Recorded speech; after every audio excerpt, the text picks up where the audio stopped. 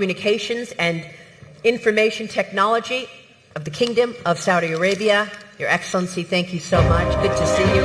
Also with us this morning are two incredible visionaries. Please join me in welcoming to the stage Elon Musk, the CEO of Tesla, founder of SpaceX, founder of XAI, and Jensen Huang, founder and CEO of NVIDIA.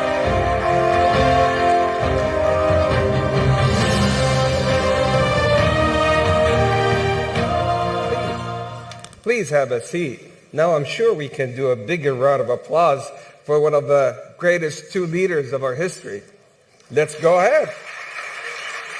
So we're talking about, I lost count, $7 to $8 trillion worth of market cap, comp, I lost count.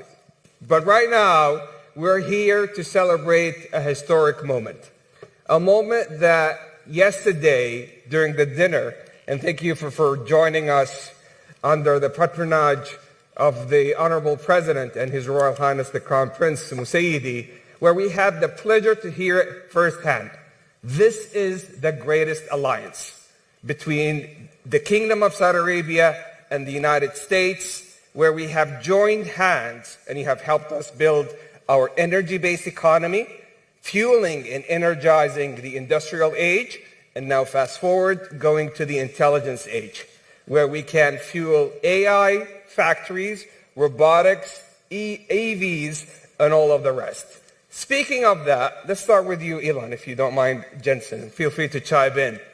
You have a big fascination of something all of us have admired, first-order thinking, which Jensen sometimes calls first-order scaling, which is an opportunity for how you have dropped the cost of batteries from $1,000 per kilowatt hour to sub $100. And right now you're doing the same thing with robotics for actuators with servo rotors and motors. So I want to hear from you, how do you manage to always disrupt every single industry with that thinking? Well, it's mostly not disruption, it's creation. So with, say, SpaceX, with reusable rockets, there really weren't any reusable rockets. But the essence of revolutionizing space travel is reusability. If you throw the rocket away every time, the cost of access to space is extremely high. With respect to electric cars, there weren't any electric cars when we started making them, really. You couldn't buy any, to the best of my knowledge. So with Tesla, we wanted to make electric cars compelling and affordable. That was the goal. With respect to humanoid robotics, there are no useful humanoid robots at this point. There are sort of gimmicks, but there are no actually useful humanoid robots. And I think Tesla's going to make the first actually useful humanoid robots. And this will be quite a revolution, and I think something that everyone will want. Because I always think of who wouldn't want their own personal C-3PO R2-D2? Oh, yeah? Of course. Everyone would want one, right? And then there would be many in industry providing products and services. This is why I say that humanoid robots will be the biggest industry, or the biggest product ever. Bigger than cell phones or anything else, because everyone's going to want one, and or maybe more than one, and there'll be many in industry. I just want R2-D2 in C-3PO's body. Yeah. There you go. Well, a humanoid robot would be better than R2-D2 and C-3PO combined times 10. Yeah. So people often talk about sort of eliminating poverty and that kind of thing, but really how long have they been talking about that? There's lots of talk. There's lots of NGOs sort of trying to do these things, but really not succeeding. And the evidence speaks for itself. But AI and humanoid robots will actually eliminate poverty. And Tesla won't be the only one that makes them. I think Tesla will pioneer this, but there will be many other companies that make humanoid robots. But there is only basically one way to make everyone wealthy, and that is AI and robotics. And we can't talk about robotics without AI factories And yesterday was such a historic day for the two nations, but also for all of us, where we celebrate the AI strategic partnership with the U.S., signed, witnessed by the Honorable President and His Royal Highness, about how we are committing our capital, energy, land to energize the AI U.S. ecosystem, to be able to build inference nodes, training nodes, and to be the most AI-enabled nation. With that announcement, tell me what's next in AI factories, Jensen? There's a beautiful story about how Saudi Arabia is building AI refineries and now building or oil refineries to AI factories. I love that. I've said that AI is an infrastructure, and the reason for that is, of course, we understand AI from the perspective of the technology and how it's revolutionizing every industry. Digital intelligence, of course, has applications into every field. And so it's going to be used by every company, every industry, every country. In that way, it's foundational, and therefore it's part of infrastructure. What is new about AI from a computer science perspective is that the way computing was done in the past was largely retrieval-based computing. Mm-hmm. Somebody typed in a story, or somebody created a piece of art, or came up with 4 versions of a digital ad, or it's all pre-built by somebody, which is then using a system to retrieve the appropriate version for you. It's a retrieval-based computing model. Hadoop and many of the frameworks and operating systems of the past, all designed to retrieve the appropriate information for you. But today, software is going to be generated in real time. It's generative. Based on the context, based on the circumstance, based on who you are, based on the problem you asked, based on your prompt, it will generate unique content for you. Every single time, for everybody, it's unique. When you use Grok, every time you use it is different. Just based on the right, based on the prompt that you give it, and based on the circumstance, and so therefore, it used to be retrieval based. Today, it's generative, and if it's generative, then and every time is different, then you need AI factories all over the world to generate the content in real time, which is the reason why you need AI factories. And this is a unique way of doing computation, but the benefit, of course, is that everything isn't preconceived and pre-documented, and it's contextually sensible and therefore intelligent. So AI factories and robotics, and we heard it yesterday from His Royal Highness, his vision, how to augment our workforce with roughly tens of millions of robotics to be able to infuse the next wave of productivity and progress. But this scares a lot of folks here when it comes to the future of jobs. So let's hear about your thoughts, Elon and Jensen, on that. Sure. Well, if you say, like, in the long term, where will things end up? Long term, I don't know what long term is. Maybe it's 10, 20 years, something like that. For me, that's long term. My prediction is that work will be optional. Optional? Optional. So we'll take that. Yeah. I mean, it'll be like playing sports or a video game or something like that. If you want to work, in the same way, like you can go to the store and just buy some vegetables, or you could grow vegetables in your backyard. It's much harder to grow vegetables in your backyard, but some people still do it because they like growing vegetables. That will be what work is like, optional. Now, between now and then, there's actually a lot of work to get to that point. Mm-hmm. And I always recommend people read Ian Banks' culture books to get a sense for what a probable positive AI future is like. And interestingly, in those books, money doesn't exist. It's kind of interesting. And my guess is, if you go out long enough, assuming there's a continued improvement in AI and robotics, which seems likely, the money will stop being relevant at some point in the future.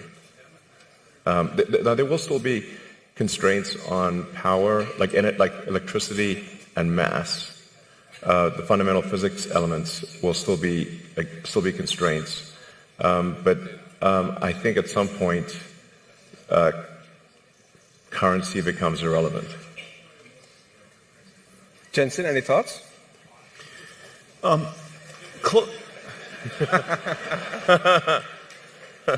the way, the NVIDIA earnings call is later today. And by the way, since currency is relevant. Cheers. Elon just wants to share with you some breaking news.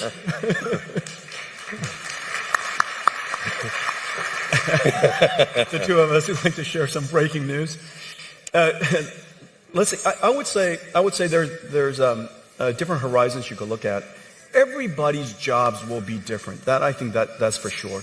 How the students learn will be different. How people do their work will be different, obviously, because a lot of the things that we do mundanely or arduously or very difficultly are going to be done very simply. And so we're going to be more productive from that sense. One of the things that I will say is that for most people or a company, if your life becomes more productive, and if the things that you're doing with great difficulty become simpler, it is very likely, because you have so many ideas, you'll have more time to go pursue things. It is my guess that Elon will be busier as a result of AI. I'm going to be busier as a result of AI. And the reason for that is because we have so many ideas we want to pursue, so many things that we still have in our backlog inside our company that we can go pursue. If we were more productive, we can get to those things faster. And so in the near term, I would say that there's every evidence that we will be more productive and yet still be busier because we have so many ideas. One thing that I will say, give you some evidence, is that, and I was just telling Elon about this earlier, radiology, for example, has largely been converted to AI-driven radiology, and there's some really great companies doing that. And the surprising thing is the prediction that all radiologists would be the first jobs to go was exactly the opposite. The trend shows that there are more radiologists being hired now as a result of AI. And the reason for that, if you take a step back, it's because the goal of a radiologist is not to study the images. The goal of a radiologist is to diagnose a disease. Now the studying of the images became so productive, they could study more images, study more modalities, spend more time with the patients. And as a result, they were actually accepting more patients. We're doing more radiology all around the world. We're doing a better job with diagnosing disease. And so that's kind of the near-term outcome of AI and productivity. And we'll see what happens long-term. You know, when currency doesn't matter anymore, just, let me know right before. You'll see it coming. You'll see it coming.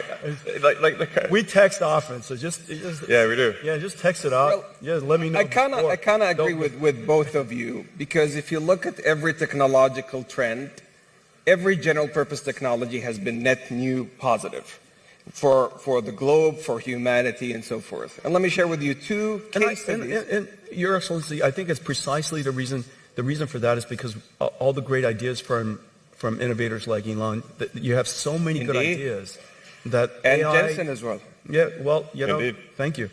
So let me share with you two stories from two Saudi innovators in collaboration with a lot of the great work that NVIDIA does, that Grok does. One is Professor Omar Yagi. All right. Let me say that again.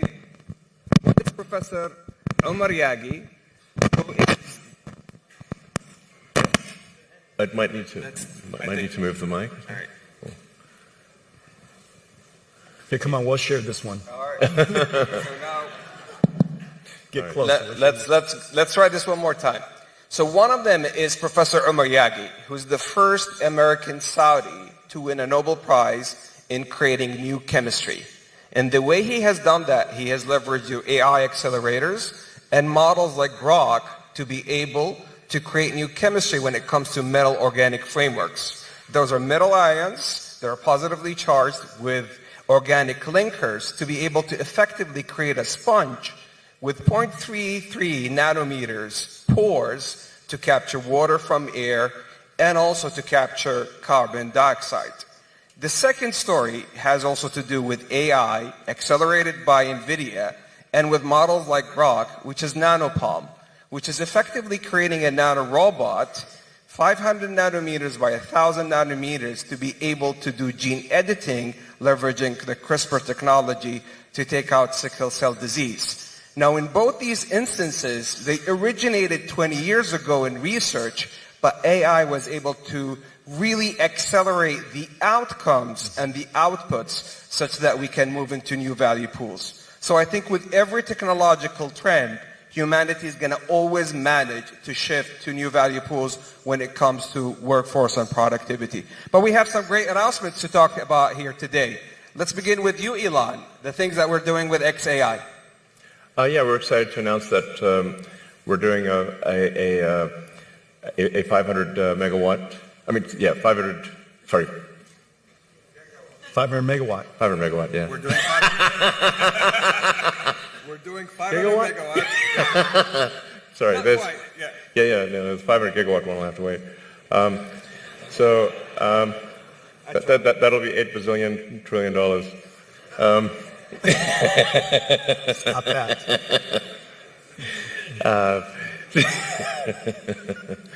So yeah, we're doing a XAI, and the Kingdom of Saudi Arabia are doing a Humane, 500 megawatts, starting with 50 megawatts, phase one, and we're doing it with NVIDIA. Yeah. Congratulations to the Humane team, to Targ and team, such a fantastic job. Jensen, I think we're also doing some great announcements this week. We are? Well, we're announcing all kinds of things. Our partnership with Humane is going incredibly well. First of all, we work together to get this company started and off the ground, and just got an incredible customer with Elon. Could you imagine a startup company, approximately $0 billion in revenues, now going to build a data center for Elon? 500 megawatts is gigantic. This company is off the charts right away.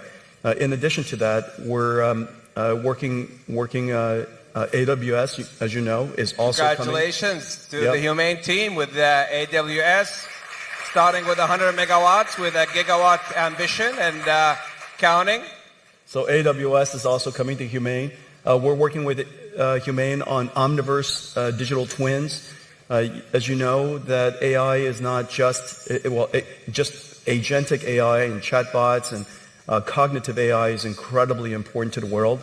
But AI applies to everything: chemicals and proteins and genes and physics and fluid dynamics and particles, and of course robotics and activation.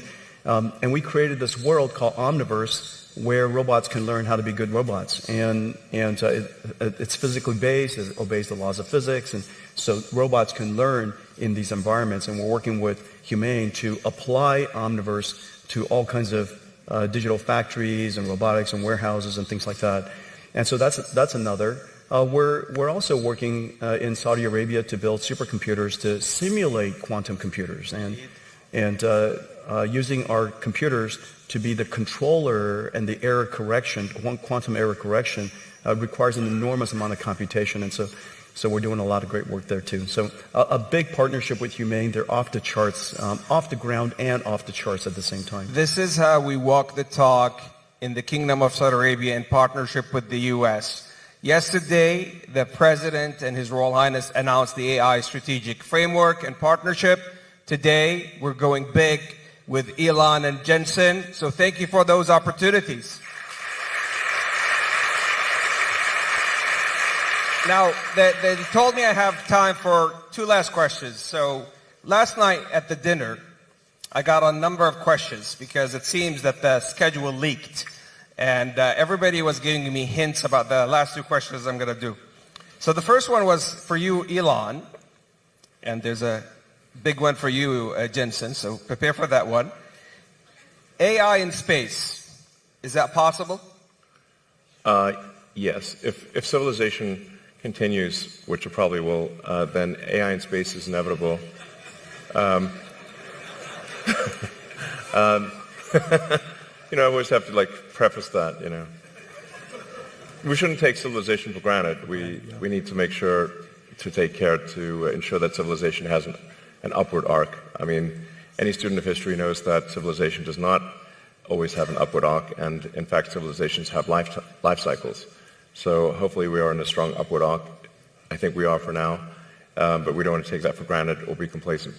But the way to think of AI in space is that in order to achieve any meaningful percentage of a Kardashev 2 scale civilization, where you're using even a millionth of the sun's energy, you must have solar-powered AI satellites in deep space. So that once you realize, once you think in terms of a Kardashev 2 scale civilization, which is what percentage of the sun's energy are you turning into useful work, then it becomes obvious that space is overwhelmingly what matters. Overwhelmingly. The sun only receives roughly 1/2 billionth of, the Earth only receives roughly 1/2 billionth of the sun's energy. So if you want to have something that is, say, 1 million times more energy than Earth could possibly produce, you must go into space. So this is where it's kind of handy to have a space company, I guess. Sell the book. Easier to cool chips in space, too. Yes. Easier to cool chips in space. Yeah. Yes, there's definitely no water in space, so you're going to have to do something that doesn't involve water. Just hang out. Well, you just got to radiate. That's right. So my estimate is that actually that the cost of electricity, like the cost effectiveness of AI in space will be overwhelmingly better than AI on the ground. So long before you exhaust potential energy sources on Earth, long before, meaning I think even perhaps in the 4 or 5 year time frame, the lowest cost way to do AI compute will be with solar-powered AI satellites. So I'd say not more than 5 years from now. Wow. And just look at the supercomputers we're building together. Let's say each one of the racks is 2 tons. Out of that 2 tons, 1.95 of it is probably for cooling. Right. Oh, yeah. Just imagine how tiny that little supercomputer is, right? Each one of these GB300 racks will just be a little tiny thing. And just electricity generation is already becoming a challenge. So if you start doing any kind of scaling for both electricity generation and cooling, you realize, okay, space is incredibly compelling. So, let's say you wanted to do, 200 or 300 gigawatts per year of AI compute. Yeah. It's very difficult to do that on Earth. The U.S. average electricity usage, last time I checked, was around 460 gigawatts per year average usage. So something like, say, at 300, if you're doing 300 gigawatts a year, that would be like 2/3 of U.S. electricity production per year. Yeah. There's no way you're building power plants at that level. And then if you take it up to, say, 1 terawatt per year, impossible. Yeah. You have to do that in space. There just is no way to do 1 terawatt per year on Earth. And in space, you've got continuous solar. You've got you actually don't need batteries because it's always sunny in space. That's right, exactly. And the solar panels actually become cheaper because you don't need glass or framing, and the cooling is just radiative. So that's why I think that's the dream. Yes, that's the dream. So Jensen, everybody last night was asking me, and I'm mindful it's earnings call for you today. So I'm going to say this delicately. Everybody has been asking me to ask you, are we going to have an AI bubble? That's the last question. All right, all right, let me just tell you what we see. Okay, so I think it's really important when you look at what's happening around the world and go back to first principles of what's happening in computer science and computing. There are 3 things that's happening. The first thing is that we all know that Moore's law has run its course, and the amount of demand for computing versus the amount of computation we can get out of general purpose computing is really challenging. And so the world's been moving to accelerated computing for some time. We've been pushing this now for over 20 years. Let me give you one statistic. I was just at supercomputing. 6 years ago, CPUs were 90% of the world's supercomputers, top 500 supercomputers. 6 years ago. This year, less than 15%. Went from 90% to 10%, and meanwhile, accelerated computing went from the other way, 10% to now 90%. Okay, so you're seeing that inflection point, the transition in high-performance computing from general-purpose computing to accelerated computing. Well, one of the most data-intensive, one of the most intensive computation things that the world does in cloud is data processing. Several $100 billion of computation is done on just raw data processing. It has nothing to do with AI. Just SQL processing, data frames, everybody's names, address, their sex, their age, where they live, how much money they make. All of that sits into a data frame, and that data frame drives the world today, whether it's in banking or whether it's in credit cards or, of course, e-commerce and everything from ad recommendation. Everything is driven off of that data frame. That data frame costs hundreds of dollars to go compute. And so that's the number one thing, end of Moore's law. The second thing is generative. What the last 15 years is called REXs, recommender systems. How do we know what information to recommend to us in a social feed? How do you know what ad to recommend to somebody, what book to recommend, what movie to recommend? The internet is so gigantic without a recommender system that a little tiny phone of us will have no chance of ever seeing the right information. That REXs is the engine of the internet today. That's going generative AI. It used to be running on CPUs, now it runs on GPUs. Which then says the third thing, if you just look at those two applications, many of the internet companies can build an enormous number of GPU supercomputers just doing that. Of course, then it creates the third opportunity on top of it, which is agentic AI. This is Grok, and this is OpenAI, this is Anthropic, this is Gemini. Agentic AI sits on top of that. But don't forget to think about what is happening underneath what everybody sees as AI today. There's a whole movement of computing from general purpose computing to accelerated computing. And that, if you take that into consideration, you'll come to the conclusion that in fact, what is left over to fuel that revolutionary agentic AI is not only substantially less than you thought, and all of it justified. Well, I was just informed by the team that my boss and your bosses is going to talk next, the Honorable President and His Royal Highness the Crown Prince, and hence we ran out of time. But in essence, this is so much love for you, Elon and Jensen. But this in essence is a 92 alliance that shifted from energy to digital to the intelligence age, powered by pioneers such as Elon and Jensen, to serve humanity and create on a net new basis new economies, new jobs, and a better future for humanity, powered by the Kingdom of Saudi Arabia and the United States. Thank you for a lifetime partnership and friendship. Thank you, Elon. Thank you, Jensen. Thank you.